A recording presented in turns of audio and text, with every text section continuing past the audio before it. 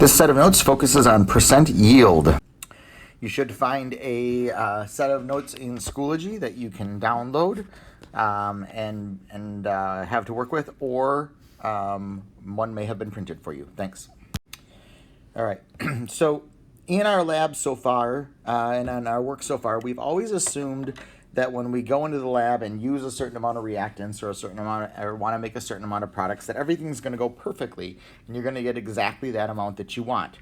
But reactions in the lab rarely go perfectly. The amounts of products can be either a little bit high or a little bit low depending upon errors that are committed in the lab. And because humans are doing the experiments, those errors happen. All right. So one way to express the quality of your lab work is to go ahead and share what we call percent yields. Okay, so when I say quality, I mean how perfect or how close to perfect was your running of the reaction.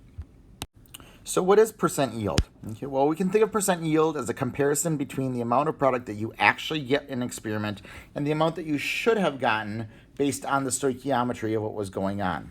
And the higher your percent yield, the better your reaction went. When we calculate percent yield, we think of it as being made of two components. One, which we call theoretical yield, which is the amount of product you should get if everything is perfect. How do we know that?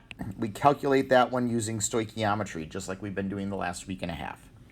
The actual yield is the amount that you actually get in the lab. So that's what we measure using equipment in the lab. Okay. So again, percent theoretical yield is calculated, actual yield is measured in the lab.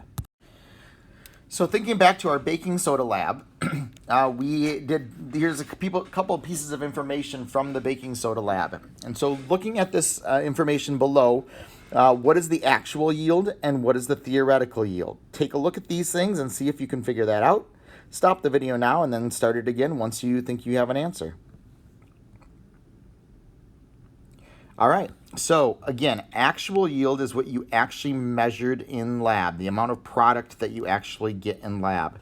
So if I'm looking at these two things up here, down here is the stuff that we actually measured or worked with in lab, right? And so down here, I'm looking for the mass of the product. Well, that's right here. So my actual yield is 3.0 grams. Okay. Theoretical yield, again, this is what we calculate using stoichiometry. So again, we calculated that if sodium carbonate was the solid product, it should weigh, if I had 5.2 grams of sodium carbonate or bicarbonate, I should have gotten 3.3 grams of sodium carbonate. And so again, this is what we calculated that we should have had. And so that is our theoretical yield right there, would be 3.3 grams. All right, so what do we do with those two? Well, to actually calculate the percent yield, it's much like calculating any other percent. For example, if you were calculating your percentage of your grade and you got 9 out of 10, you would take 9 divided by 10 times 100 and you would see that you had been 90%. Well, percent yield is very similar. We're going to do a division and then multiply by 100. So you're going to take your actual yield, divide it by your theoretical yield, and multiply by 100. The closer our number is to 100, the better our results were and the less possibility there was that we made an error. Okay? When you calculate percent yield, depending upon the kind of errors, usually it comes out to be less than 100%, but occasionally it can be more if you made some kind of error that would have added mass to the product along the way, like maybe not drying something that was wet completely. So again, why is percent yield important? Okay, again, it is used by chemists to discuss results. An example of this would be supporting hypotheses, right? So again, the other day, you went ahead and you figured you were trying to decide between 3 different products that the baking soda would make. And then in order to support your choice, you actually went ahead and you tried to find what was closest. Well, you could have calculated a percent yield there and said, hey, our percent yield is really high if this is the product, and that would be a support for that hypothesis. It also can help you improve industrial processes. So again, if you're making a product in a manufacturing setting, you want to do it with as little waste or as little error as possible. And so doing percent yield is something that they will oftentimes do to make sure products are pure and they're not wasting reactants or they're not wasting ingredients. All right, so let's do a calculation using the data from the baking soda lab. So we said that percent yield equals actual yield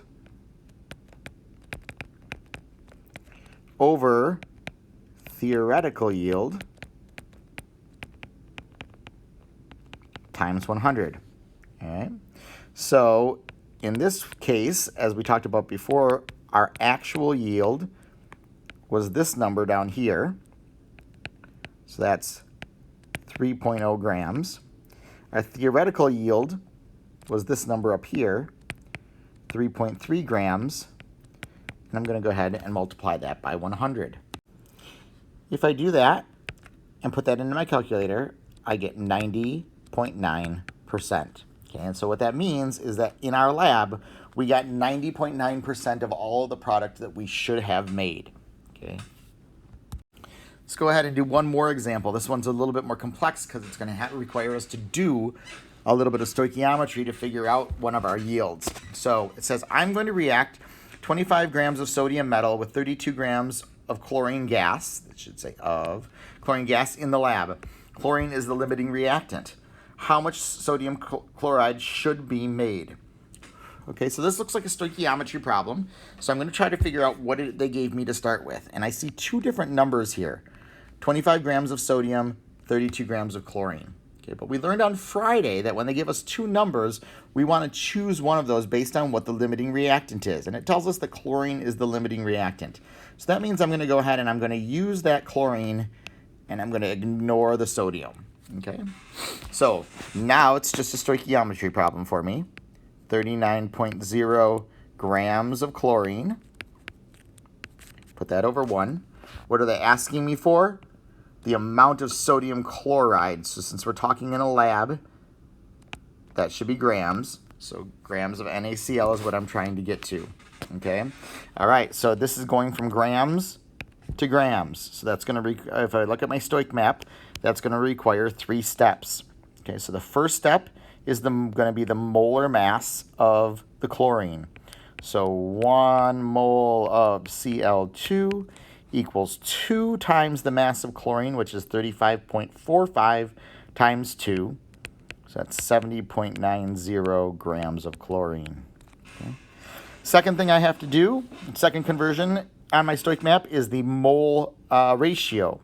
So that's blank moles of substance A, which is Cl2, equals blank moles of substance B, which is NaCl.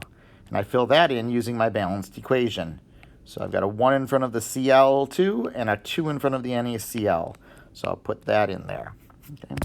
And then the last one is my molar mass of substance B.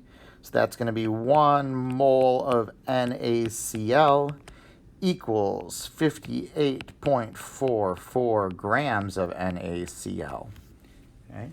I have my 3 conversions now, so I can go ahead and start doing my dimensional analysis. So first thing I've got to do is get rid of the grams of chlorine, so that's going to go on the bottom. I'm going to use this information.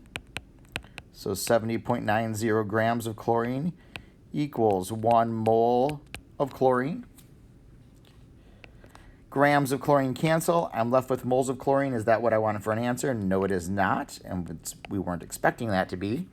So the second time, now I'm trying to get rid of moles of chlorine. So I'm going to put moles of chlorine on the bottom. I'm going to use this information here. So that's 1 mole of chlorine to 2 moles of NaCl. Moles of chlorine cancel. I'm left with moles of NaCl. Is that what I want? Nope, I want grams of NaCl. So I'm going to go ahead and do my last step. Moles of NaCl is what I'm trying to cancel, so I'm going to put that on the bottom. I'm going to use this information, so 1 mole of NaCl equals 58.44 grams of NaCl. Moles of NaCl cancel. I'm with grams of NaCl. Is that what I want for an answer?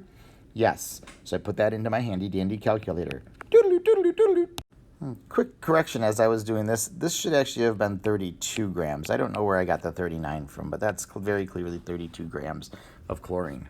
So that equals 52.8 grams of NaCl. All right, so that's the amount that should have been made, right? And what did we call that? Well, earlier we said that that is called the theoretical yield. All right, so that's good. All right, so let's go ahead and check that out. Check out the next question. In the lab, my reaction actually produced 49.2 grams. What is the percent yield?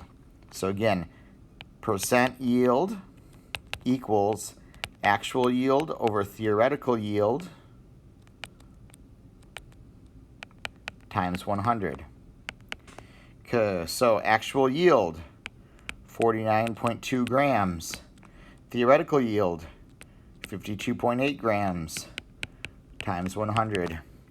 Okay, so I go ahead and I do that calculation. 49.2 divided by 52.8 times 100 gives me 93.2% yield. Okay, so once again, what does that mean? It means I got 93.2% of all of the sodium chloride that I should have gotten by starting with 32 grams of chlorine. All right, so that's how we go about doing that. You'll see problems like this on your assignment. So again, your assignment is to do the percent yield practice. So make sure you're working on that for the rest of our time today.